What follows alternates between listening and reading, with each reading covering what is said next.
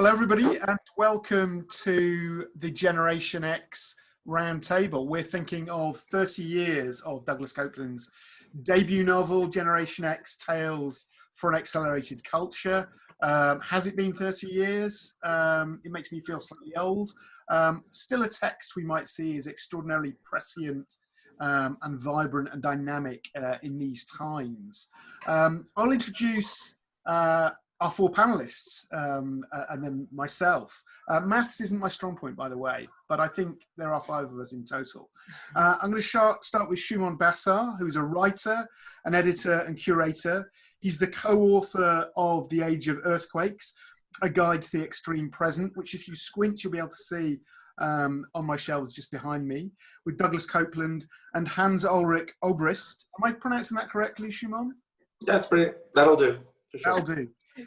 Together with Copeland and Obrist, he co-curated the large-scale exhibition Age of You at the Museum of Contemporary Art, Toronto, and Jameel Art Centre, Dubai, which previewed their following book, The Extreme Self. Shumon is an extremely busy man. He's commissioner of the Global Art Forum, an annual transdisciplinary summit held at Art Dubai, a member of the Fondation Prada's Thought Council. I did trip over that word, but perhaps forgive me. And has also been adjunct curator at Art Jameel. Shumon, you're very welcome. Next we have Dr. Diletta De Cristofaro, who is a research fellow at Northumbria University, UK. She writes about contemporary culture, crises, and the politics of time. She's the author of the contemporary post-apocalyptic novel, Critical Temporalities and the End Times, which was published earlier this year by Bloomsbury. Next we have Mako Fujimura, who is a contemporary artist, writer and speaker. He was educated in the US and Japan, and his work is a fusion of abstract expressionism and traditional Japanese Nihongo painting. Fujimura's art has been featured widely in galleries around the world, including the permanent collections of the Museum of Contemporary Arts in Tokyo, the Huntington Library, and Tinkotin Museum in Israel. He's a presidential appointee to the National Council on the Arts from 2003 to 2009, and he served as an international advocate for the arts, speaking with decision makers and advising governmental policies in the arts. In 1992, Fujimura founded the International Arts Movement, and his books include Refractions, A Journey of Faith, Art and Culture, Silence and Beauty, Hidden Faith, Born of Suffering, Culture Care, Reconnecting with Beauty for Our Common Life, and the forthcoming Art and Faith, A Theology of Making. Next we have Dr. Mary McCampbell, who has brought us together today. She's an Associate Professor of Humanities at Lee University, where she teaches courses on contemporary fiction, film, philosophy, and popular culture. Her academic publications focus on the relationship between contemporary fiction, late capitalist culture, and the religious impulse. She writes on theology in the arts for her publications such as Image Journal, The Curator, and The Other Journal. And her first book, it's very important, Imagining Our Neighbours as Ourselves, Empathy, the Arts, and the Religious Imagination, is forthcoming in fall 2021. My name is Andy Tate. The little noise you heard then was the very annoying sound of Entertainment Weekly that I can't get rid from my desktop, who occasionally kind of interrupts our meetings, but it's all organic, it's all good.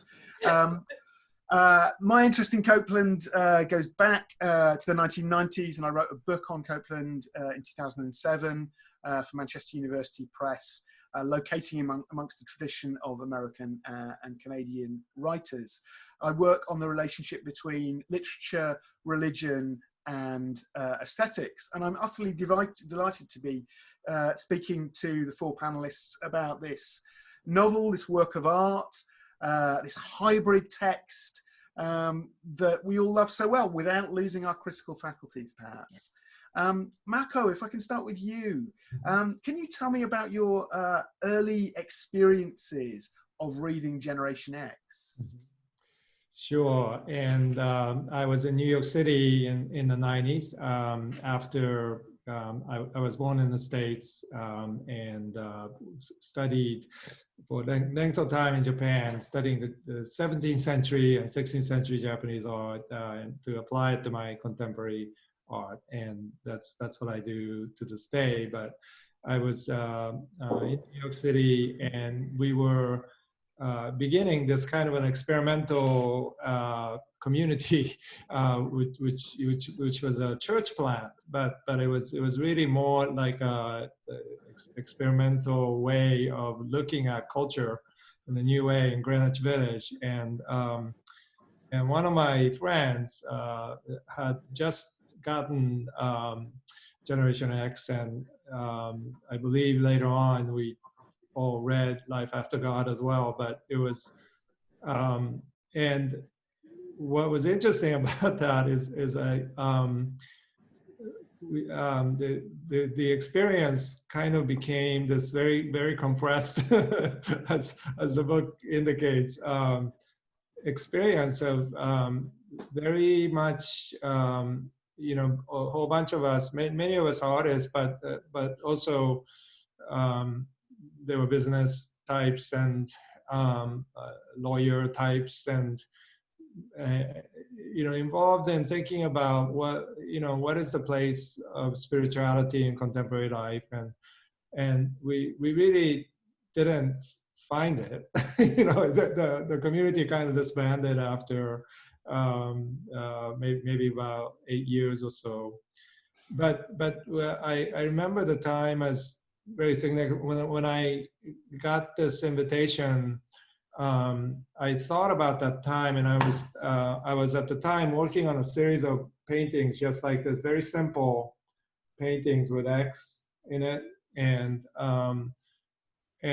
I thought, well, it'll be really interesting for this conversation to recreate one. So this one is a brand new image that I just finished, and I wanted to offer this as my kind of a paper thesis to this project. But it really is going back. You know, I was trying to figure out how minimalism and conceptualism fit into the tradition, especially the tea ceremony tradition of 16th century Japan, because there are certain overlaps, significant overlaps in terms of what Senno Rikyu, the tea master, invoked and brought into literally this fractured wartime, you know, feudal wartime in Japan, and so I was interested in creating this crosses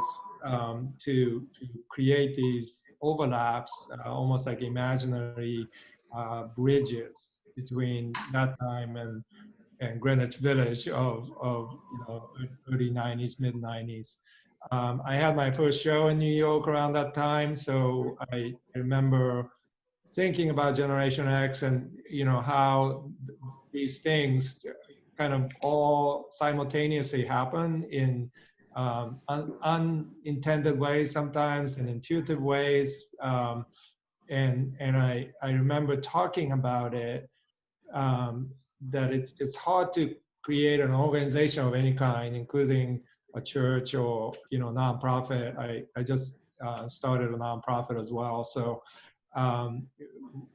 with keeping alive those intuitive links that lay far beneath the surface of all of us, and when it comes to communities especially, that there's an underlying theme that runs that you cannot account for. And so these are things that I remember talking about. And then of course 9/11 hit, and that kind of spun everything into the air at that moment for all of our communities in New York City. But that was kind of my early memory of dealing with that, Douglas Copeland's work. Thank you, Mako. It's, I mean, fascinating, and I was particularly struck by what you said in terms of an experimental community, and that's something that we get right at the heart of Generation X in a quiet kind of way. It isn't obviously intentional, right. And yet, you know, the characters here are searching for community, and you know, when we leave them, you know, they're going to kind of extend that community. That they're migrating, they're moving. But they're sustained by storytelling, as I guess a community of faith is. So that's absolutely fascinating. Thank you so much for your insight. Shimon, would you like to pick up at this stage and tell us about your early experiences, your memories? Do they go back as far as the 1990s? They do, but not necessarily in relation to Generation X. So I think my relationship with Doug starts in 1997 when my then friend and flatmate for my birthday gave me a beautiful hardbook novel, and that novel was Girlfriend in a Coma. And I remember, I mean, I think one reason, I mean, he bought it, he's a little bit older than me, so he knew who Doug was, but the novel had just come out then, I think Girlfriend in a Coma, but it was a very beautiful object. It was this kind of hardback, and it was an image, it was a kind of, you know, that effect when you lie on a flatbed scanner. Mm. I don't know if you've got that edition there. Yes. Yeah, exactly. Yeah. Mm. And he, you know, he gave me that thing, and I was just like, what is this? You know, this, like, immediately from the front cover, I was like, I was sold. And then, of course, you know, the Smiths lyric, I'm from the North. They're my evangelical choir. So, you know, and then I started reading the book, and of course, I mean, it still remains my favorite novel, actually, of Doug's. So that was my first encounter with his work. 10 years later, I was then co-curating an exhibition on a Dutch artist who lives in London called Madelon Vriesendorp. We were doing a very big, like a 40-year retrospective on her, and we were doing a very comprehensive catalogue monograph of her work. And then we said to her, you know, we said, Maddie, it would be great for you to do a conversation with someone. Pick anyone in the world and we'll try and make it happen. And within like a split second, she said, Doug, I want to talk to Doug. And I was like, Doug, who? She was like, Doug Copeland, you know, I want to go. And I was like, okay, you know, I emailed Hans-Ulrich Obrist, who basically has everybody's phone number in his literally, and then he sent it back within a few minutes. And then I write to Doug, and he said, well, why don't you guys come over to Vancouver? And then, you know, cut to couple of months later, I was in China. I was visiting Charlie, who's Maddie's daughter. We got on a plane, flew from Hong Kong to Vancouver. Madelon flew in from London, and Stefan flew in from Stuttgart. And then we all knocked on Mr. Copeland's door and spent an amazing week with him, which changed my life.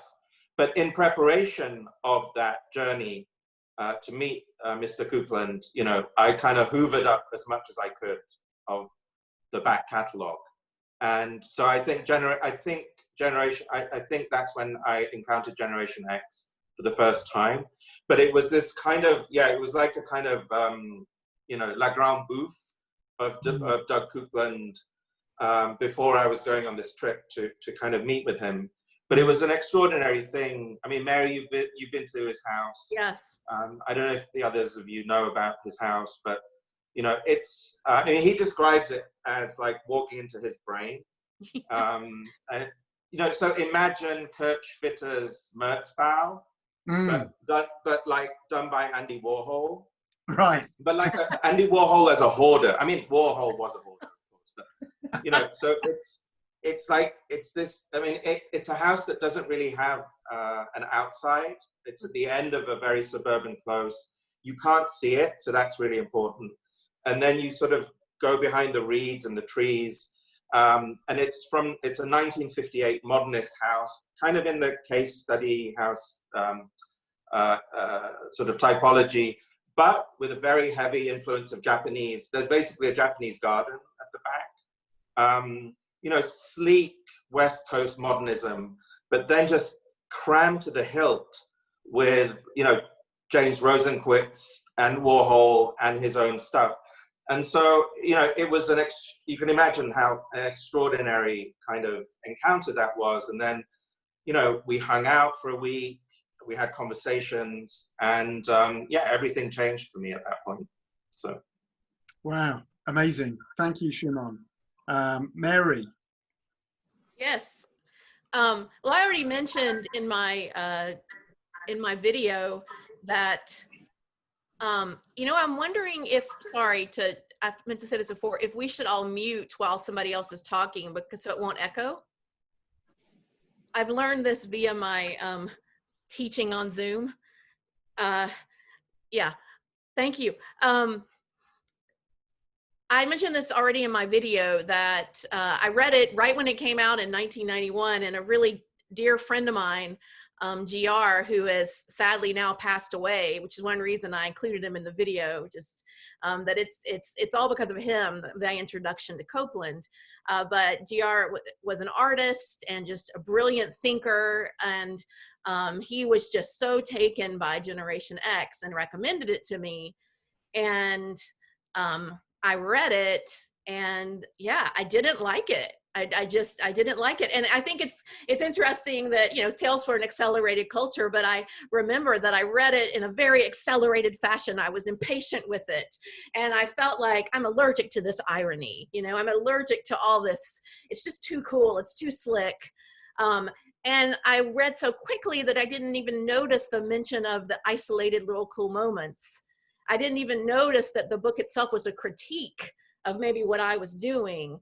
And that, yeah, and the yearning for story and community and for some sort of almost apocalyptic experience, apocalyptic in the sense of a disclosing or revealing of some sort of palpable truth or meaning.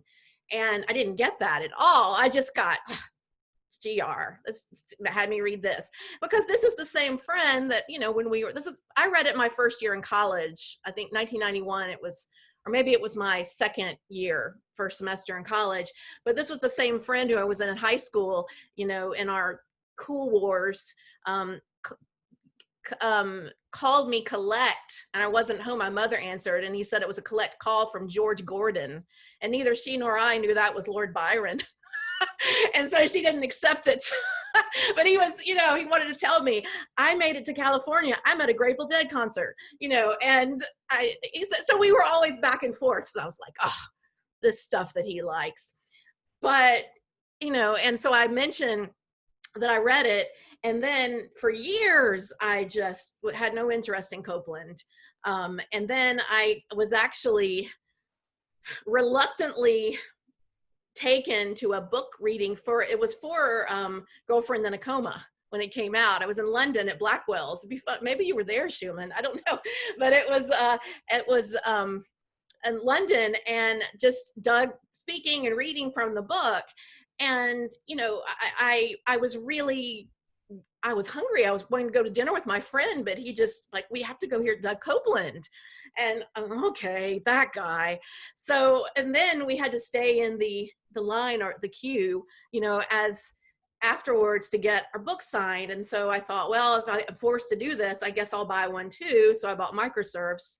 And then when we stopped and talked to him just for a few moments, and we've all had those encounters with, you know, famous people, and you stop and talk to them, and it's such an artificial situation, and they might be nice, but they're not there.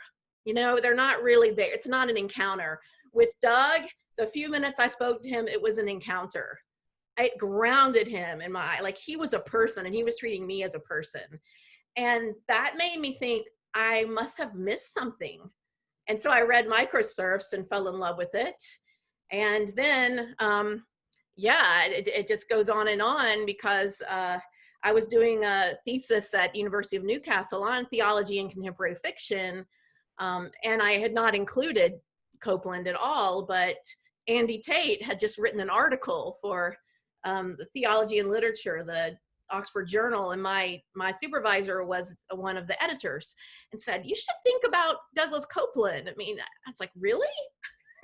And then I thought about him, I started reading him again, and he took over like the whole thing, the whole thesis. And when I read Generation X again, I realized what I'd missed, and I was really drawn to the search within it and the many different ways that the search manifested itself, the storytelling, the moving from one, you know, socioeconomic constructed space to another, and especially the ending of it that I found so beautiful and moving. And then after that, having multiple in-person encounters with Doug, and the more I feel like I get to know him, the more I appreciate his work, because it's so much of who he is. I mean, I want to be careful about that when you say that about an artist, but there's something about Doug's desire for community, and how there's no dividing line between art and life. And yeah, so that was my first experience, which was very wrong, but it's a fun story to tell now. Now that I've spent so many years of my life. I've got to say, it's a lovely story. It's a kind of conversion story, It is. Which I'm a sucker for in all sorts of ways. Diletta, tell us about your first experience of reading this novel. Yeah, sure. So I feel like I may win the prize for the most boring story ever, but basically I was writing my PhD on post-apocalyptic fiction. So it wasn't even that long ago. It was back in 2011. And my supervisor, who had written on Douglas Coupland, actually mentioned Douglas Coupland as an author that I may be interested in. So the first book that I read by Coupland was actually Girlfriend in a Coma, like Schumann. And then it kind of started growing from there, because I was immediately fascinated by the writing, and I just wanted to read more by Coupland. So I just went back and basically read everything. And Generation X, I think, was the second book that I read by him. And it's probably, I think it is my favorite by Coupland, in the sense that for me, it really grounds why I'm so interested in this writer, which is essentially this kind of project of trying to define the contemporary and the present, and what it means to be living in the contemporary moment. And obviously, like, it's in many ways this almost impossible project, right? Because obviously the contemporary is something that is ineffable, is perpetually moving. But that is really what I'm interested in when I read Coupland. So, you know, the kind of neologisms, for instance, in Generation X, which is something that then goes back to in Player One, Player One, is, again, is really something that I'm drawn to because of this kind of project, essentially. Thank you, Diletta. That's really interesting. And I want to pick up on something that you said that we can maybe build on and discuss as a group, that you found that this was a really useful way when you were trying to think about defining the contemporary, which might be ineffable, which is the term you use, but also that sense of the way in which this novel gives shape, or tries to find the texture of the present and the contemporary. And I'd like to take that out now. To Shumon, this is something that you talk about in your piece for us, for ASAP, and that's been very much part of your work, thinking about this experience of the extreme present, the age of earthquakes. How does Generation X sort of feed into that for you in terms of defining this contemporary sensibility or sensation or way of, you know, what it is to be alive right now? Mm-hmm. Yeah, no, I mean, I think Diletta's use of the word ineffable is useful here, because, but also, you know, that kind of, you know, the Beckettian thing of like having to say the thing that you can't say, or having to try to put into words the feelings that you feel, but you don't necessarily know how to articulate them. And I think, you know, there's something about, I mean, one of the things, you know, I've been privy to, I guess, because you know, Doug's become a really close friend and we've just got to hang out a lot, you know, is kind of peeking under the hood of all of this, right? So I think in his case, you know, we mustn't like forget that there was a sort of decade before the book came out where, you know, he was really a visual artist, or he was, you know, someone who was predominantly shaped, inspired by, and somehow kind of marinated in like the visual art world, which also includes, you know, the publishing world, which includes, you know, magazines like Casa Brutus, right? Like Ikeburo, you know, like flower arranging from Japan. Like there's a whole, and you know, I think there are sort of two rosebuds to Generation X, but also to, I think, Doug giving himself permission to write in a certain way. You know, one is, you know, the philosophy of Andy Warhol, right? So, and then the other is Jenny Holtz's truisms.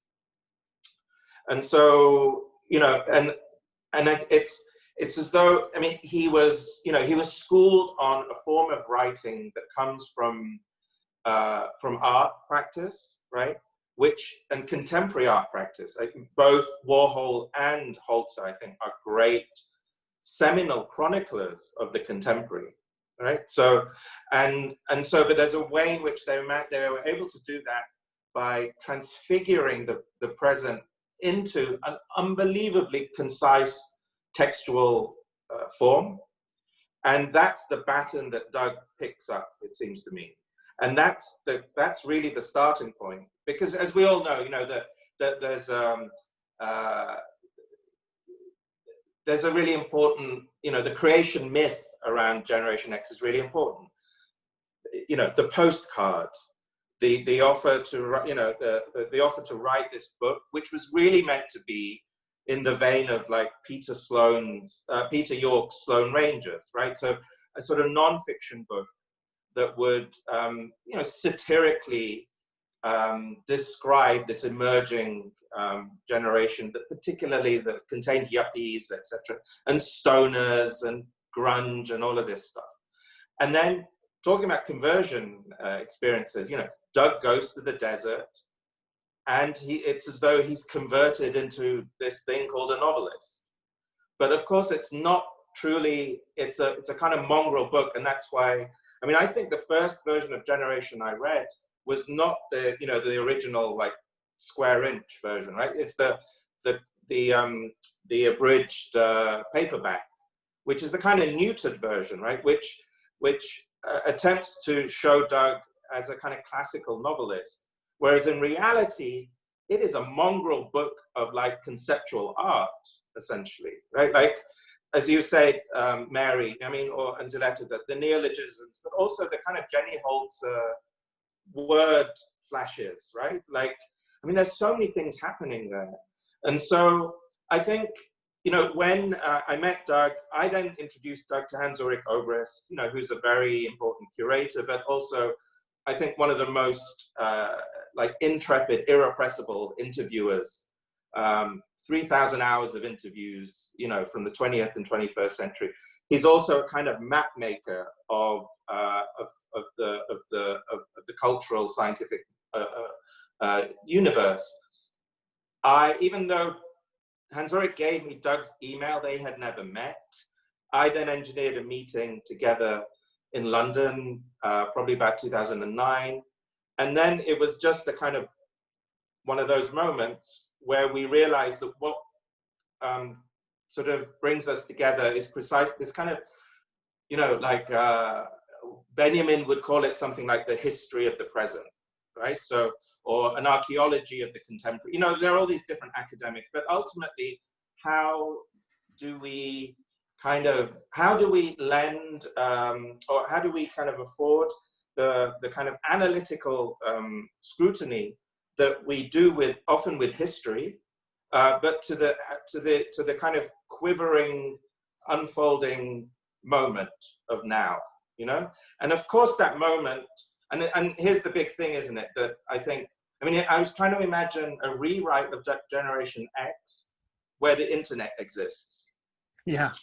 Right? So, and you know, maybe in a way, I think the projects that we do are like, it's as though they're like Generation X with plus the internet. You know, like, I think that's kind of what we do, because I mean that seems to me the huge kind of chasmic moment between that book and ours, right? Like, I mean, there are innumerable historical things, but in terms of that, like the way in which you're able to track the present, obviously the internet just like makes that a completely different game today. And I think, so, you know, we coined this term the extreme present. And we also have 28 neologisms in the book. So again, that's a practice that's been continued. And one of those neologisms is pro-acceleration. And so you could say that, you know, Generation X is tales from an accelerated culture, but it's like accelerated culture times the internet is pro-acceleration, right? Yeah. So, you know, I think, and so the extreme self, which is our new project, or the current one that we're looking at, is essentially looking at the question of like individuality as it mutates within the extreme present, right? So, and of course that is, you know, and that speaks to, I mean, that really speaks to, you know, what's happened in the last 4 or 5 years, and in particular from 2016. You know, so because I think that's the moment, as we were just discussing before the recording, where it's as though, you know, McLuhan would say media are extensions of man, right? Like there's this, which is still an anthropocentric model. It starts with us. It's still a humanist model. It starts with us, and then our devices, our media, our technologies, our extensions. I believe that in the last few years, that relationship has reversed. We are now extensions of the media. We're now the extension of our phone. We are now the extension of a Reddit feed. We are now an extension of the 24-hour news cycle, right? So I think it's such an ontological reorganization that we haven't seen like since Copernicus or something, right? Like since Copernicus, since Gutenberg, since all these like moments of earthquakes, really, right? Like these are the earthquakes that we're talking about. And so, you know, and I think that's really the work that we do together between the three of us. But really, it wouldn't have been possible without the kind of groundwork that Doug has been doing for 30 years, right? But I think the amazing thing about him, and I'll end here, is that unlike many people from that era who, you know, in a sense would have burned very brightly and then kind of faded away, precisely because they would have been eclipsed, I think, by the accelerating nature of history. Doug manages to keep up with it. You know, like he has this remarkable capacity, I think, to stay with wherever the culture goes, you know, and that's inspiring for both Hans-Ulrich and me. And, you know, it's a real pleasure to be able to continue that thinking together. Sorry, I went on a bit long. No. It's absolutely fantastic. That's a wonderful intervention, Shimon. And you were saying so much that was so timely and exciting, and it's really good to hear about the new work. And I think you're absolutely right about those little revolutions that this text is registering. And it's curious thinking about it being 30 years ago and being so different. Yeah. But I want to pick up on that notion really about this being a hybrid text. You know, this isn't simply a novel. And Doug's background, you know, is as a visual artist, and that's really what he's gone on to practice in more recent years. And I wonder if I can bring in Mako at this point to think about Doug's visual sensibility, perhaps specifically in relation to Generation X. We've thought about the compressed meaning, the holes-alike phrases, the neologisms, the little bits of pop art that we get throughout. How did that connect with you, Mako? Does the visual sensibility excite you in the same way that the literary ideas and the ideas of community, for example? Mako, you need to unmute yourself. Yeah. So sorry about that. My experience is multifaceted.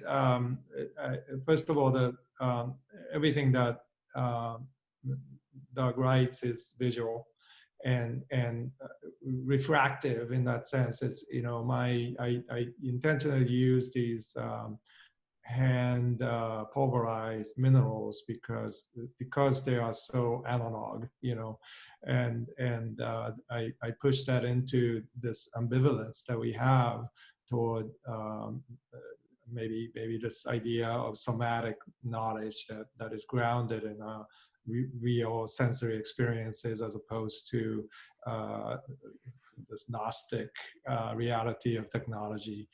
But I'm very intentional about that. And what's interesting about, you know, painting this painting of the X, you know, I use like polarized minerals and gold and, you know, things that contemporary art tends to shy away from because of the attachment to the imperialistic past or whatever. And in my case, I'm kind of skipping over that into Japanese tradition of rinpa screens and then maybe even European medieval tradition. But so what fascinates me about what Shuman just said is, to me, what I think about is not just the visual aspect, but the auditory.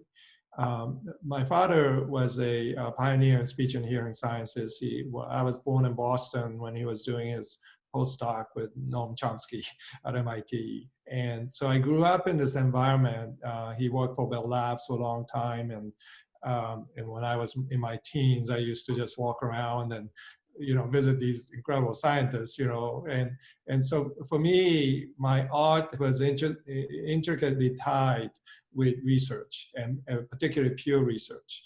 And so there were these experimentations going on that, you know, no one really knew at the time would turn into whatever, including the internet, right? I remember my father telling me about this intranet thing, you know, that he was communicating with MIT professors about this research that he was doing, and he has this, you know, computer technology now that allows him to communicate simultaneously with fax machines, and you know, and I later realized, oh my goodness, that was the internet, you know, and so he was so interested in what machines cannot do, even though he was involved in creating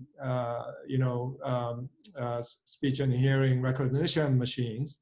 Right, so at Bell Labs, that was the early research, which, you know, everything we know, Google, Alexa, everything, Siri, everything is based on the research done then. But he was always very keen to say that the segmentalist approach of his own research would not be adequate enough to create human speech in a way that we hear sound.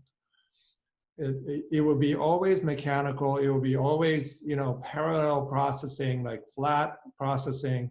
So it cannot have the integrative vertical abilities that human beings have in understanding, for instance, silence between sounds and so forth. And so, you know, when you listen to machine language today, he was absolutely right.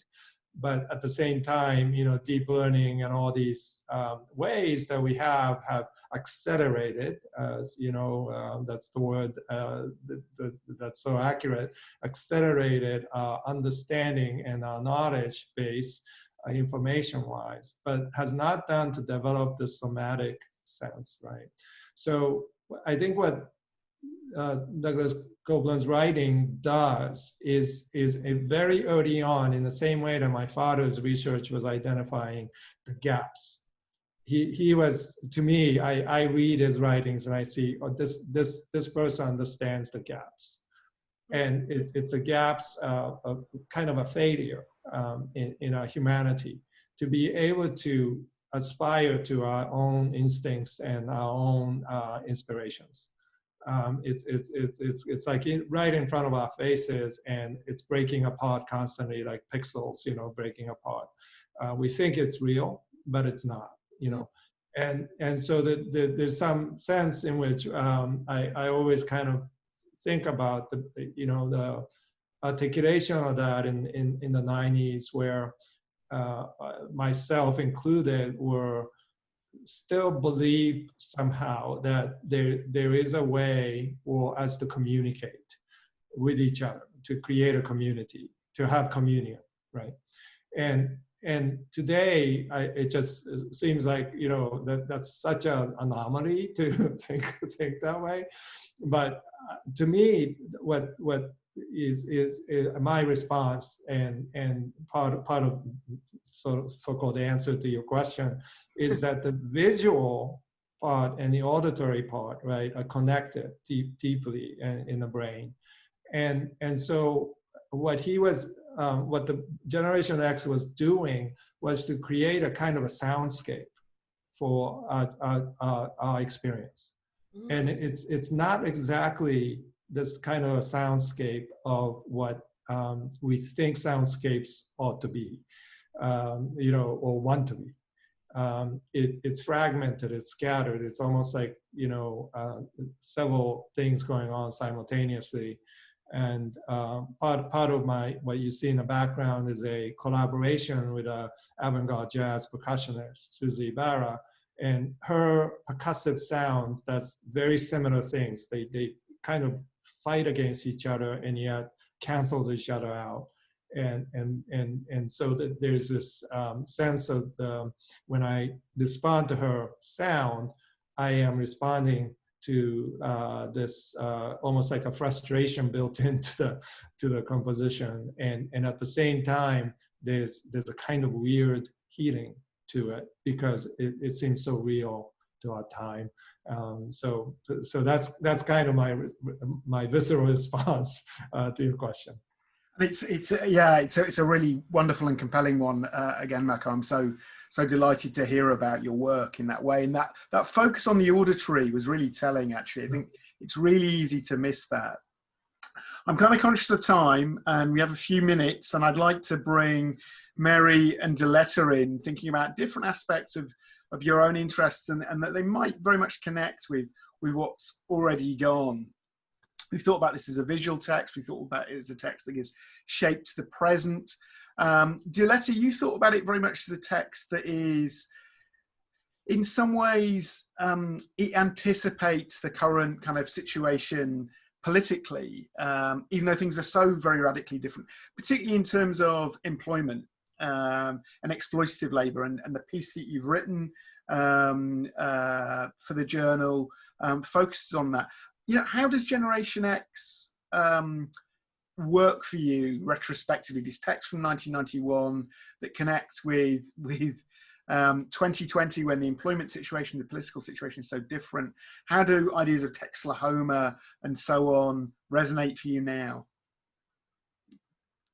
Yes. So what's interesting for me is that obviously there is a lot of focus on this idea of Mac jobs, right, in Generation X. So this movement that all three characters, right, make from a situation of kind of stable employment, but without basically much of a perspective in many ways, right? It's something that is incredibly, that doesn't work in those kind of terms, doesn't bring that much satisfaction to them. So they all move to the desert and they all take up what they term Mac jobs, right? So these jobs that basically have no future as they define it, that have low salary and even lower perspectives, but that in that sense, for them at least, it seems to be a more kind of accurate response to the kind of situation that they see all around them. So what I find fascinating about this aspect of the text is that in many ways, there is a lot of emphasis on how this choice of a Mac job reflects a sense of no futurity that the protagonists see all around them in different facets. So there is this apocalyptic imagery going on throughout the text, obviously, but there is also this sense that you talk about, for instance, Annie, in your piece, of not being able to put together a kind of story for their lives, and that is also a reflection of this lack of futurity. in relation to now, I suppose that, I mean, as we both say in our pieces, Andy, right, the situation seems much worse, right, in terms of employment per se. So there is that moment in which Doug is talking to a colleague of his at the advertising agency, and when Doug starts questioning why they go to work at all, this person responds, well, it's because if you don't work, then you basically have nothing else to do, right? What would you do? And I think that in many ways, this is now becoming even more encompassing, right? It's pretty much impossible, or at least the system is designed so as to make it impossible for you to see yourself outside of labor, right? Because even leisure time is now essentially labor, and it's something that I think Schumann talks about in his piece, for instance, right? How even, you know, emotional capitalism and digital capitalism is all about basically capitalizing on our free time, right? So everything is labor, there's nothing else. So it's a kind of logical continuation of that trajectory that Copeland saw beginning to happen in the 90s, I think. Thank you, Diletta. Absolutely. There's that notion from Adorno about Freizeit, free time, and it's always shackled to its reverse. And I know that Doug says things like, you know, human beings aren't built for too much leisure time. And I think that you know, there's an interesting anthropological as well as political exploration that's at play there. Can I just? Yeah. Sorry, I just want to just interject that I think one of the superficially simple slogans that I can't remember Doug or we came. I can't remember the authorship, but you know, it's in our book, and it just says, "I miss doing nothing." Yeah. Right. Yeah. And you know, I mean, it looks childish. I mean, but then you think about it exactly in those terms, Diletta, right? Like, what would real nothing, doing nothing today be? Because if you're on your phone, you're not doing nothing, you know. And so Doug would then say to me that, you know, the most suspicious looking people today are those that you see outside and they're just sitting somewhere, not doing anything, right? So that they're not looking at their phone, they're not, you know, on a gaming console, or basically not on a screen. And so that, and in a way, that kind of not doing anything is a form of, it's a kind of form of it's that radical withdrawal. Like, you could say that the equivalent today of going to the desert is basically, you know, not having the internet, right? So so that, I think that's, you know, I just wanted to sort of add that question of like doing nothing, doing something. It is really difficult to do nothing today, you know? Yeah, no, it's virtually impossible. Virtually impossible. I think you're absolutely right. And that was something I was thinking about very much in my short piece about how would you drop out now? And it's very difficult to do that. Mary, in what ways is this an apocalyptic book? I know this is a big part of your interest. It informs your reading of isolated cool moments. I've got one more question for all of you, by the way, that I want to end up with. But this, Mary, tell us about apocalypse here. Well, I think when I'm looking at that's one thing that really interests me about Doug's work, is because I feel like he incorporates the different, I think there is, you know, the Judeo-Christian understanding of apocalyptic, which means to reveal or disclose truth or meaning. And then there is a more kind of modern contemporary version of apocalyptic, which is, you know, we've created this amazing vision of the future, or as you know, in the novel where Andy mentions that we've been promised that we're going to have sort of heaven here, heaven on earth, and you know, through obviously advancements in technology and increasing comfort and efficiency, and how the kind of contemporary understanding of apocalyptic is that these very tools that we thought we were using to build our own heaven are the things that end up destroying us. And there's a tension in so much of Copeland's work in his relationship to technology in that sense, because of course in Girlfriend in a Coma, You know, Karen is both saved by being on a ventilator, but what put her in the ventilator is, you know, they're hollowed out, they've lost their souls because of their addiction to technology. Sorry, I'm going off on Generation X, but I'm just thinking about this as something throughout. So what I find that at the end of Girlfriend in a Coma, and at the end of Generation X, and at the end of Life After God, and at the end of Microserfs, I feel like there are apocalyptic moments that are more of the kind of Judeo-Christian understanding of apocalyptic, about some sort of truth or meaning or higher level of understanding breaking in from the outside. It's completely unexpected. It cannot be manufactured. So in Girlfriend in a Coma, you know, the group of you know, leftovers, to reference a very good TV show, the group of leftovers are trying, you know, they've been given 2 chances to kind of make things better, to be more human again, and it doesn't work. And so it takes a literal apocalyptic intervention at the end, you know, this breaking in, which is both purifying and clarifying, purifying, and also violent. But violence towards a kind of redemption. It makes me think of a lot of Mako's work, of this crushing to show the beauty of something. And so at the end of Generation X, you know, we have these sort of this group that has just intentionally wanted to move themselves away from the, you know, contemporary apocalyptic, that they see what's going to happen. They know that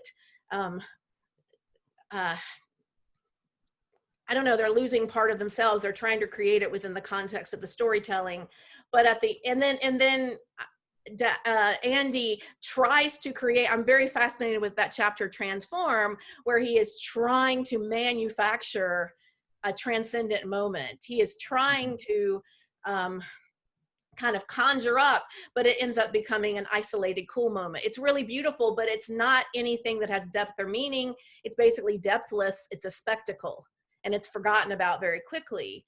But then at the end, I mean, what a surprising ending for this novel that's so hip and cool and slick and all those things that I thought about it before and didn't like it.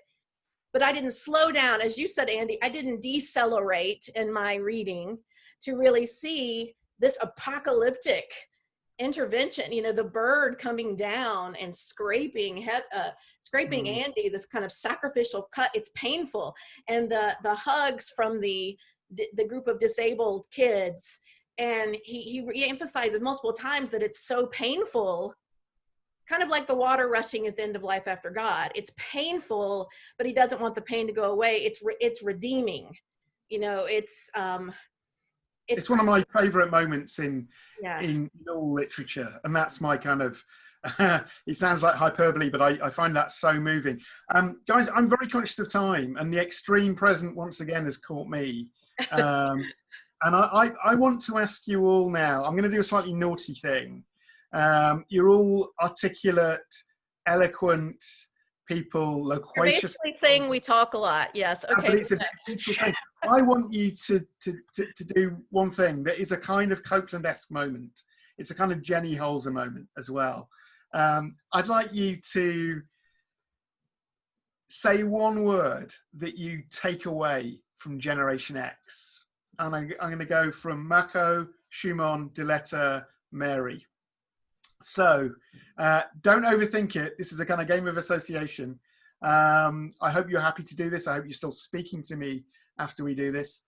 Mako. So I'm going to say a Japanese word and explain it, if that's okay. It's Tsure Gusa. Tsure Gusa is a 1300s, a monk wrote this. It's translated by Donald Keene as Essays in Idleness. And I don't know if Douglas read that, but everything that Schumann was saying, everything that we've been discussing, this this actually a kind of a forced slowdown against the utilitarian pragmatism of our time, which it makes everything has to be efficient, purpose-driven, and so forth. And this conversation reminds me, just to give you an example, one of the many, I can remember, I can list a whole bunch of things that was unsuccessful about this experimental community, but one thing that was successful was I decided as part of a leadership, goal, is once on every Saturday, 1 hour, I will waste time with somebody. Right.